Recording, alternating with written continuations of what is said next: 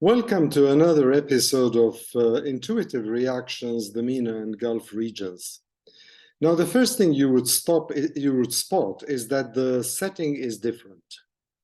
Indeed, in the past, over the 3 years when we've all suffered from the pandemic, I've either recorded some episodes of YouTube on different topics and themes, either from my place, and by now some of you will have even become familiar with my corner, or if I've been away, it's been an image that covers the geography of where I am recording my episode from. But today, with COVID lifting, with more people traveling, with face-to-face interaction becoming even more frequent, I wanted to share with you a special episode, a short but special episode coming from the island of Cyprus, the island of Aphrodite, as some people would call it. And if you hear any news from outside, it's because I'm recording this episode from a beautiful house that an Armenian friend of mine offered to me to stay here during my sojourn in Cyprus. And you can get a full glow of some of that house in the image itself. Now, why have I come to Cyprus? Well, some of you also who know me a little bit know that I've been in Cyprus and I've worked in Cyprus for a number of years, first as a patent and trademark lawyer across the whole MENA and Gulf regions in Nicosia and Beirut. And then after that, I moved radically, some would say, from intellectual property to ecumenism and working with the churches, with the Middle East Council of Churches. And all this, both those spells took place between Cyprus and Beirut. So coming back to Cyprus now after the pandemic, after many years' absence, is quite a revelation. But let me start first with a couple of passing words on the conference itself. It took place in Limassol.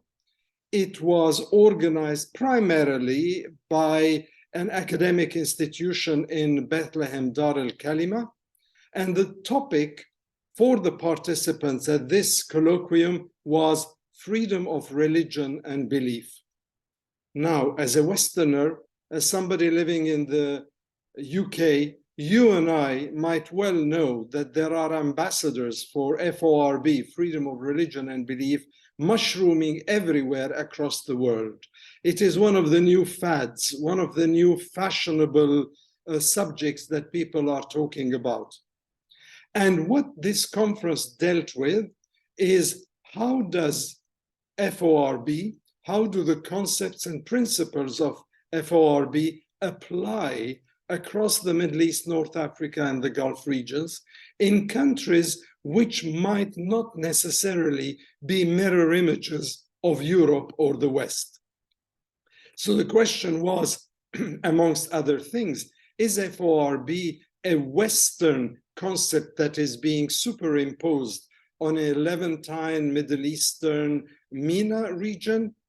Can those concepts find equal relevance in both geographical and demographic regions? Or is it that we shouldn't once more cook up a concept, a theory, which is supported by international treaties that have been signed by many, many countries, some with reservations, of course, and then say, okay, this is what freedom of religion and belief means, and this is what the whole world should apply. And if they don't, then they are failing.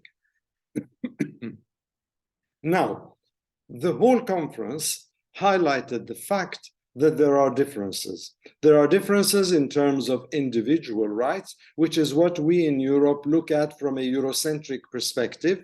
The individual counts.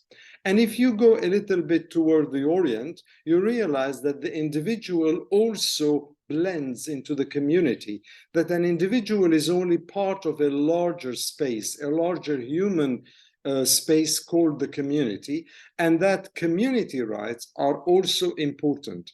And when you look at individual rights on the one hand and community rights on the other, it is inevitable you also start talking about culture, about tradition, about norms, about customs, and you do realize that what might be the thing to do, or the thing to believe in, or the thing to apply in one part of the world, say the West, does not necessarily apply lock, stock, and barrel across other parts of the world, because there are differences. We human beings are different.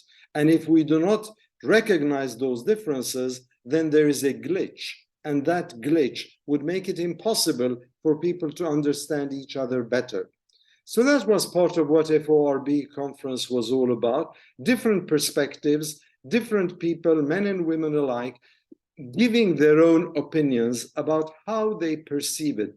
Believers, non-believers, people of different faiths. They were talking Christians and Muslims of the region and some international partners. How do they conceptualize freedom of religion and belief? And is it true, perhaps, if I want to push the boat a little bit, that FoRB is also some sort of a Western colonial device made to impinge upon the societies of the East for whatever reason? Now, I'm not going to go any further into this for a variety of reasons. The organizers will themselves come out with a position paper and probably also a communique, and it would be interesting first to hear what the final position paper says, rather than me predicting what the conversations were all about. This is my own personal opinion, where I basically said, yes, it is very good to have Eurocentric international instruments or tools of international law.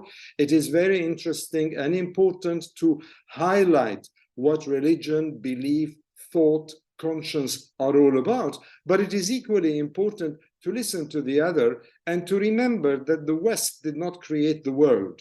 The world was created differently, and there are different people having different perceptions, different conceptions, and different attitudes and approaches. And it is a question of, do the two meet, or do they not meet? And what are the ways of facilitating, making sure that there is more harmony than disharmony, without one party imposing his or her beliefs on the other?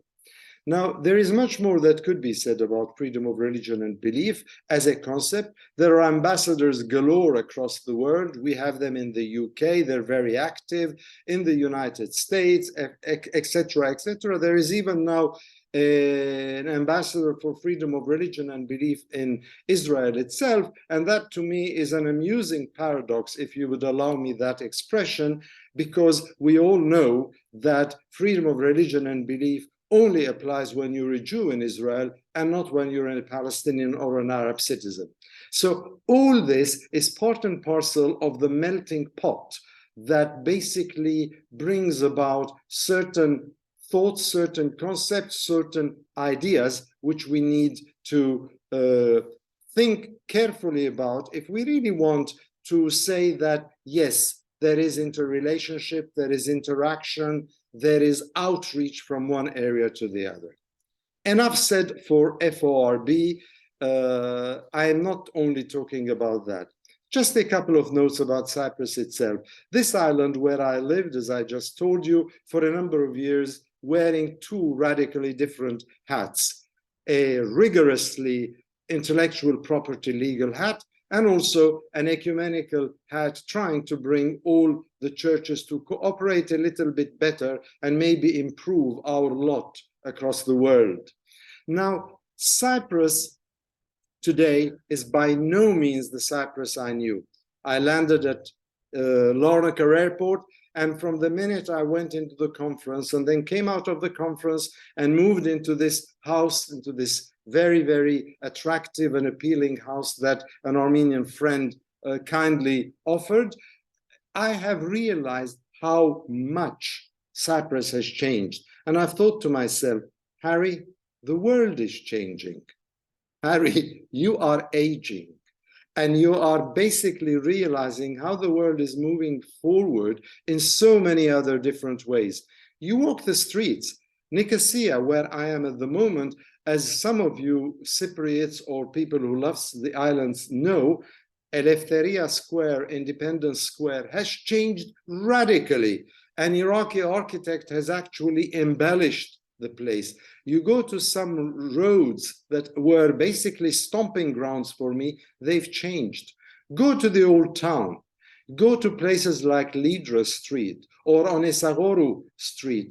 These are places that are very close to the dividing wall, the sad dividing wall that is maintained since 1974 when the Turkish forces invaded the island of Cyprus. That dividing wall is still there, and the place is different. First of all, it's on the one hand more deserted, less open shops, but on the other hand, also what you notice is that there are so many foreigners. I've never seen so many foreigners in the old town or in these areas as I did in the last 3-4 days. And I think part of that is because Cyprus has become part of the European Union, and therefore it is now carrying its share of refugees or asylum seekers from Middle Eastern or African countries who've come here, and you see them in the squares, you see them in the streets. These are people who are easily recognized from your ordinary Cypriot man or woman, and these are the people that have also changed radically the nature of the island. You go across shops, you see so many shops speaking Arabic. You see shops with posters saying Sham, Sham meaning Damascus, Syria, the Levant. All this is happening in Cyprus, while at the same time it is also improving, it is also building, new areas are coming up. So basically, I have spent so many years in Cyprus and I do not really know much of Cyprus. I was showing a friend, a dear friend of mine, around some of the areas I thought I could never forget. And guess what? I got lost and I had to flag down a taxi to take us from point A to point B, which was only 5-7 minutes long. So you could well imagine that in a different ideal world in the past, that would have been second nature for me. Good luck to Cyprus. Good luck to what it is doing. I hope it improves. I hope its political life also improves. Its political health gets better. And also, going back to FoRB, it's essential. Every human being, every individual has the right to have their own belief, their own religion, their own thought, their own conscience, so long as it does not meddle into or impact somebody else's. But don't tell me that I can come and force you to accept my beliefs just because I think mine are better. This is something that is almost philosophical in its content. From Cyprus, from the divided island of Cyprus, but from beautiful Cyprus, Kypros, Lefkosia, I say hello to you all, and I hope to get back to you with another YouTube, either during my stay here or after I get back home to the very cold and snowbound UK, I believe, and then maybe share with you a little bit more about what came out of the conference on FoRB. Take care and all the best.